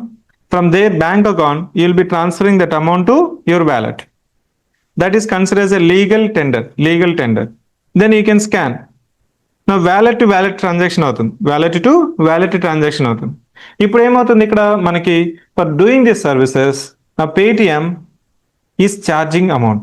Say for example, if you're running some business and today your counter value is 10,000 rupees or 10 lakh rupees or 1 lakh rupees, immediately it will not reflect into your account. It will reflect in next day. Some cases 24 hours. Why they need to hold it? Why they are holding? So they will get money. They'll get deposit. అప్పుడు ఏమవుతుంది, పేటిఎంలోకి వెళ్తుంది, Paytm అకౌంట్లోకి వెళ్తుంది. Say for example, you have 100 crores in your bank account. Monthly you will get payouts by keeping that 4% or 2% వస్తుంది. That's the minimum running cost to run it. Now in coming days, these UPI platforms may charge transaction fees for their transactions. Okay, so e-rupee or CBDC is a digital currency by Reserve Bank of India or initiative of our central bank. ఇక్కడ ఇప్పుడు ప్రస్తుతానికి ఇక్కడ చూడండి, stable coin అంటే it can be fiat currency, official currency like Indian rupees, United States dollar, USD, or maybe reserved with asset like gold asset, or governed by algorithms, supervised by central bank. That is known as stable coins. Other than any coin is known as digital coin only, crypto coin only. unstable coin like Bitcoin, Dogecoins, number of coins are there. Recently, I mean, newspaper you say, so I think Coin DCX. Coin DCX is a digital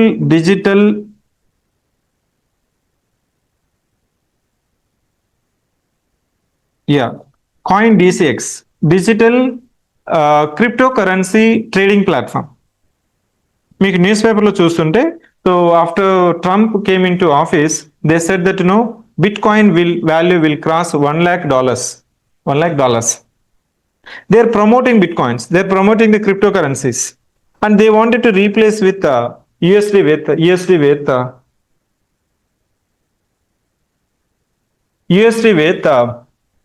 digital currencies. అప్పుడు మీకు ఆ న్యూస్లో ఏం చేశారంటే, న్యూస్లో ఏం చెప్పారంటే, crypto currencies is going to be feature, block chain technology is going to be one of the efficient transactions, that's what they mentioned in developing the central cryptocurrencies, digital currencies. In that context, what I have done is that I have installed Coin DCX. I have invested 1,000 rupees in digital currencies to know whether digital currency will be the alternative destination for investment. I have not invested only in Bitcoins. There are different digital currencies. Every day there are 2-4 new currencies will be traded in that platform. Next day, some coins maybe disappears. Some coins also disappears. It means they closes the operations also. Assume that you have invested. Will you get it back? No. No authority. So RBI has declared RBI has mentioned one declarative. They're saying that be careful, be cautious. We are not recognizing it. Assume that I have invested 10 lakh rupees. What will happen? You cannot give complaint, no, because I wanted to understand how this Bitcoins will function. So for the sake of it, for this 1,000 rupees, I have invested in 4 digital currencies. One is Bitcoin, Ethereum, Toggle. There are Doge, like that Binance, Ripple. Itla manaki digital currencies, n number of platforms will trade in that. They'll show this coin transaction is 100 times in return in 1 week. No, it is not like that. It's a fake transactions. Just to invest, to make you that, so this is the rate of, say for example, if you install that app first time, it will show that, the coin is trading from 100 rupees to 150 in last 5 hours. What will you assume? You'll invest in that coin. Within 2 hours, it will come down to that one. So it means these coins are volatile, unstable, not fiat currency. Okay. So this is the one of the best examples here about stable coins. Central bank digital currency is a digital form of our fiat currency issued and regulated by country's central bank, and it is a legal tender just like paper currency coins, but exist in digital form. Okay, fully stable digital version of fiat currency. Fully stable. అర్థమైందా? Stable coins అంటే ఏంటి, fiat currency అంటే ఏంటి, మన central bank, reserve bank which is going to develop this digital rupee, e-rupee. So how it is going to function? You have to install app, you have to link your bank account with your wallet. ఆ wallet పేరు e-rupee అని ఉంటుంది. దాంట్లో మీ యొక్క రూపీకి మీరు ఎట్లయితే మీరు ఇంట్లో సేవ్ చేసుకుంటారు, అసలు that you have 10,000 rupees cash where you will be keeping in your home or pocket or wallet.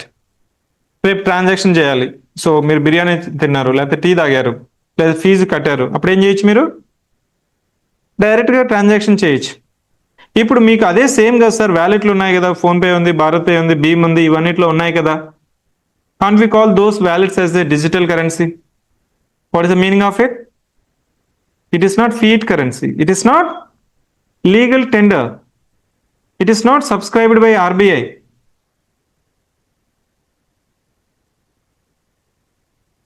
So ఇలా డిజిటల్ రూపీ కానీ రేపు కానీ ఇంప్లిమెంటేషన్ చేస్తే, if you could able to implement it, the printing cost, printing and minting cost will be 0. But to make this happen, we shall have strong technology that is known as blockchain technology.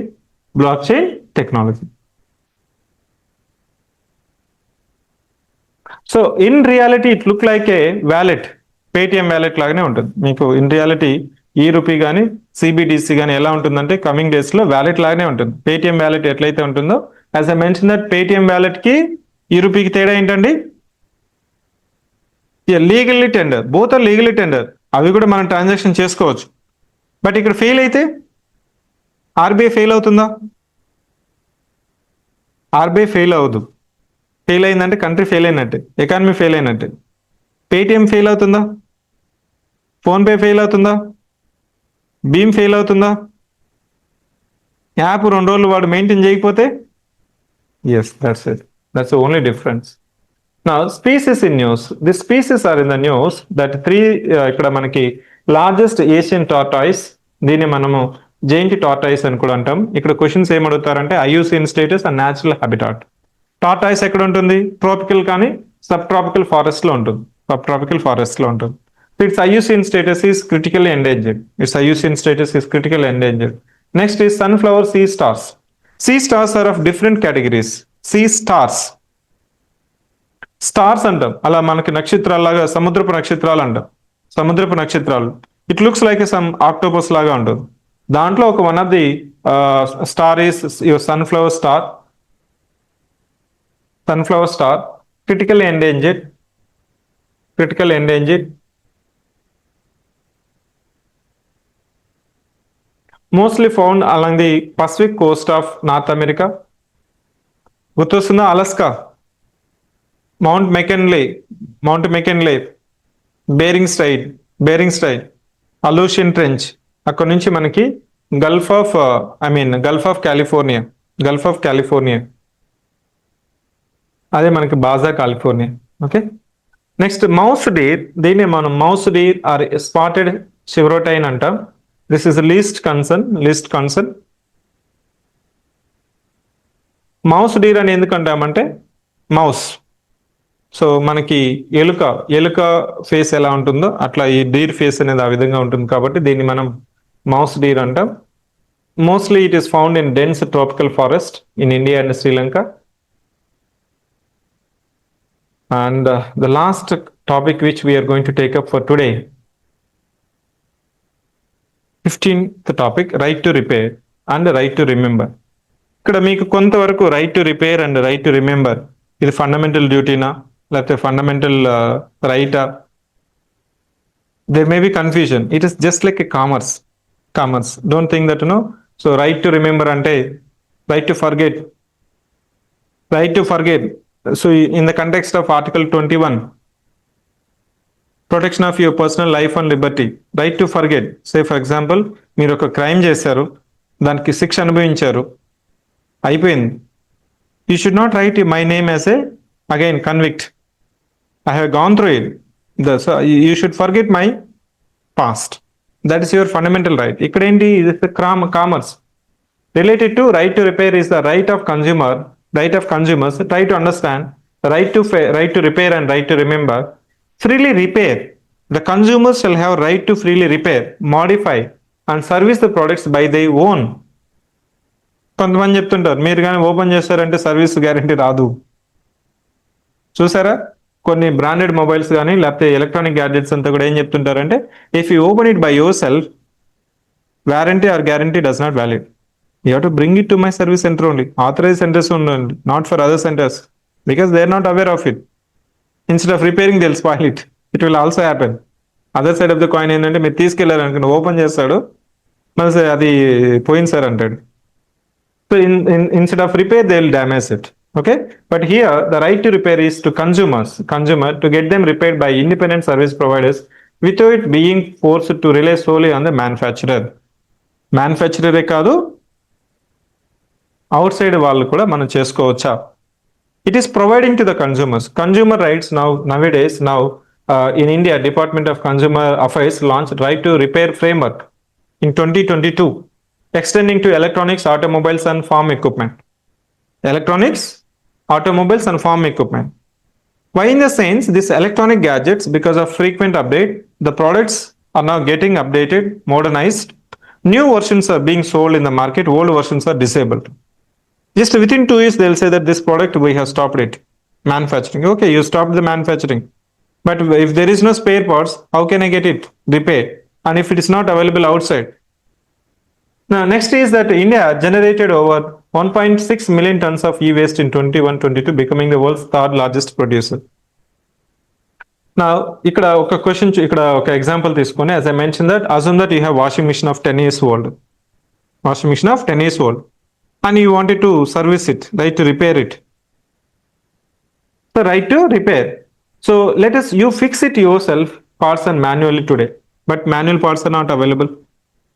And remember, right to remember ensures those manuals and wiring diagrams and repair codes are still accessible. Still accessible, even if the product is not in production. Okay, right now it is valid to automobiles. Automobiles అదే కదా మీకు bikes cars, ఈ model రావట్లేదండి, ఇది outdated అండి, old model.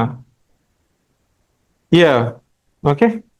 ఎంత year అనేది మనకి ఇంకా it is in the discussion, ఎన్ని సంవత్సరాల వరకు ఈ right to repair, right to remember అనేది. So it's a wider. Now we are trying to adapt some of the principles and the consumer engagements from OECD nations. Okay, so in 2 hours we have covered 15 topics out of 30 topics. Okay, open the first page. A topics cover చేశాను నేను?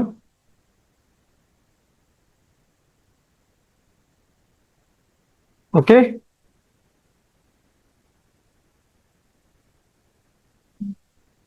So next ఇక్కడ బ్రీఫ్గా చెప్పాలనుకుంటే, right to information act, as I already explain.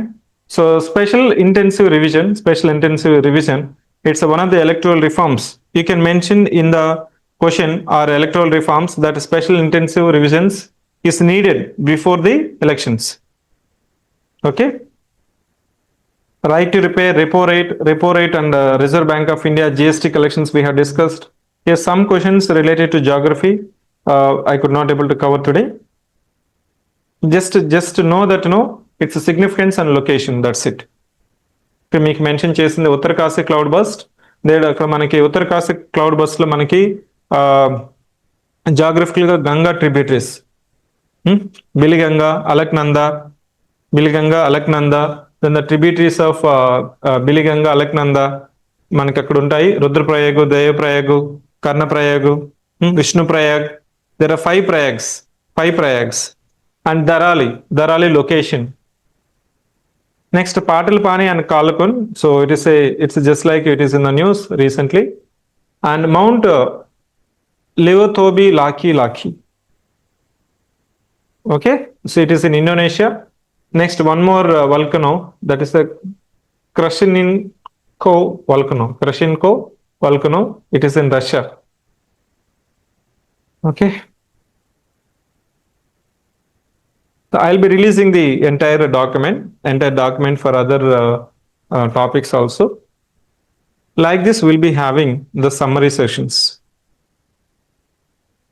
Online students, can you please respond? So will it be adequate to you? Could you able to follow? మీరు 2 hours లో 15 topics చదువుకోగలిగితే no need to attend. Okay, మీరు 15 మీకు 15 topics కి more than 2 hours పడుతుంది అంటేనే attend అవ్వండి. Venkatesh, thank you, and Ritwik.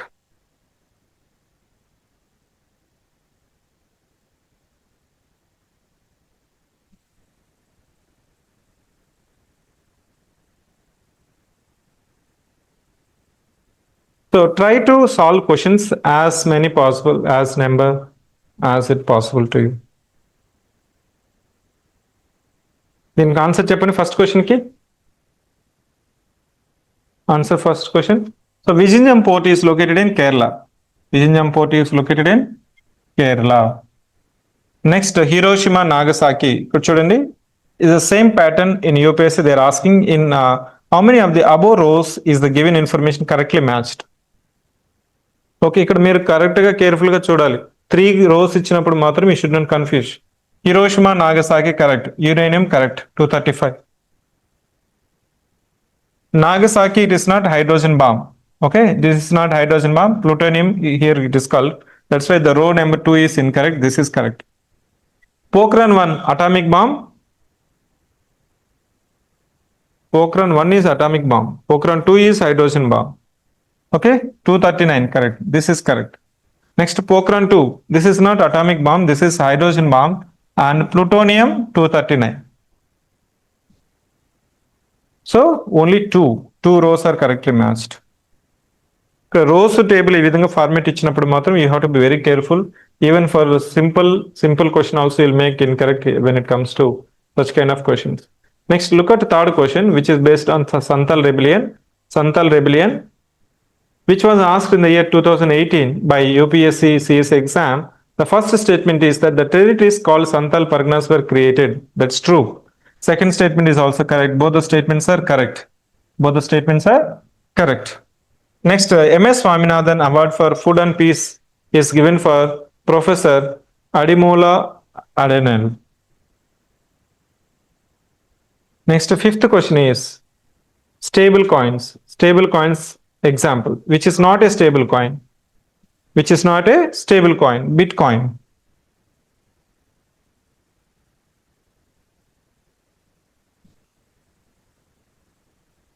Okay, mains question. Mains question ki nene cheppina method entandi, all PYQs you have to practice it, how to approach it, how to structurize it. They're saying that how was India benefited from the contributions of Usefull and Swaminathan. You can divide into water engineering and agriculture science.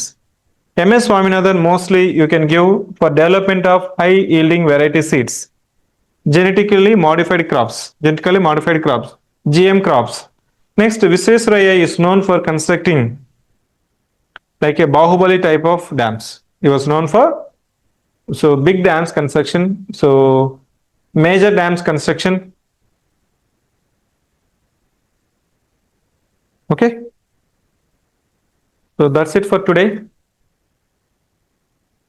Online students, do you have any doubts and clarifications to be asked? If not, we'll end the session.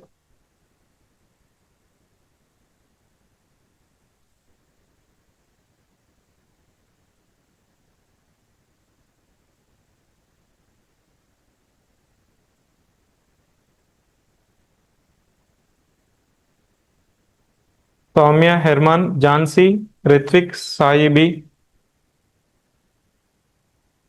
Sushmita, Teja and Venkatesh. Even doubts, Naya? So I assume there is no further doubts and clarifications.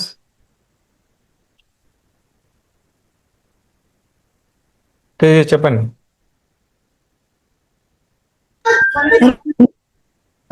Sir, చెప్పండి. You are audible, please.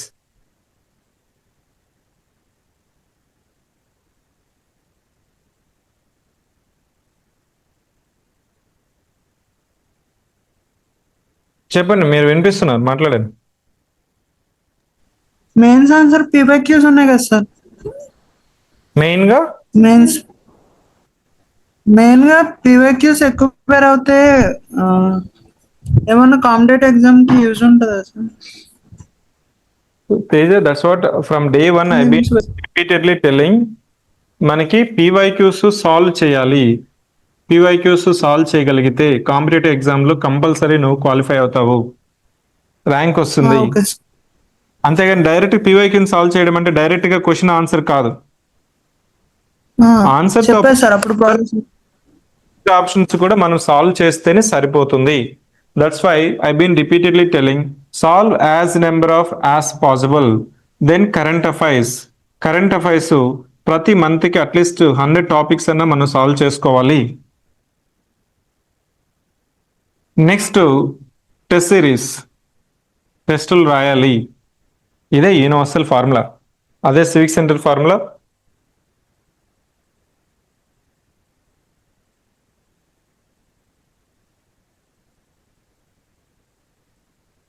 Can doubt ఉందా Teja? Geology exam prepare అవుతున్నారు కదా మీరు? GS వచ్చే కొందుకి మీకు మనకి FBO కూడా అభియోగ్ కూడా కట్టేస్తారు. మన దాంట్లో కట్టలేదు. యా, ఏ ఎగ్జామ్ అయినా రాయొచ్చు, కానీ మనకి మెయిన్ ఎగ్జామ్ కి ఫస్ట్ సిలబస్ కంప్లీట్ అయిపోవాలి. Say for example, assume my target is civil services or group 1 exam, group 2 exam. Then I should complete at least 5,000 questions of PYQs. 5,000 questions of PYQs. Current affairs of 500 topics. Then test series of minimum 3,000 questions. And 2 times revision. 2 times revision. 5,000 PYQs, 500 current affairs, and 3,000 test questions. Almost you'll be practicing 10,000 questions and do it one more time revision, you'll get service. Okay sir. I repeat, 5,000 questions of PYQs, 500 questions of current affairs, then at least 3,000 questions from test series. Total ఏమవుతుంది మనకి? దాదాపు 8,000 questions minimum, 8,000 to 10,000 questions. You practice it, solve it, revise it, and do it one more time, you'll get service. That's it when it comes to prelims. Mains also, మెయిన్స్కి వచ్చిన తర్వాత మీకు so compulsory 1,000 questions practice చేయాలి. మెయిన్స్కి వచ్చిన తర్వాత 1,000 questions practice చేయాలి. This is a practical limit I'm saying. 1,000 questions అంటే 500 PYQs, 500 test. When it comes to mains exam, 500 PYQs, 500 test questions. I think there is one group 1 ranker from Telangana. I think he got 239 and he is a working professional and he'll get hardly 3 to 4 hours time. 3 to 4 hours time. And whatever the time he'll have, he'll just take the questions and practice it. నీకేమవుతుంది? Auto tune అయిపోతుంది. Daily 3 questions నువ్వు రాసినావంటే నీకేమనిపిస్తుంది? You feel confident, no? For writing that question only you need content. But what the student is doing is that they are preparing the content, aggregating the content, reading the books. Then they will keep on postponing the referring the PYQs and doing the writing practice. PYQs నుంచి ఒకసారి coaching అయిపోయిన తర్వాత, ఒకసారి classes వినిన తర్వాత, then the immediate next is that you have to do the 3 circular approach. 1 circle is PYQs, next circle is current affairs, next circle is test series. Okay, thank you.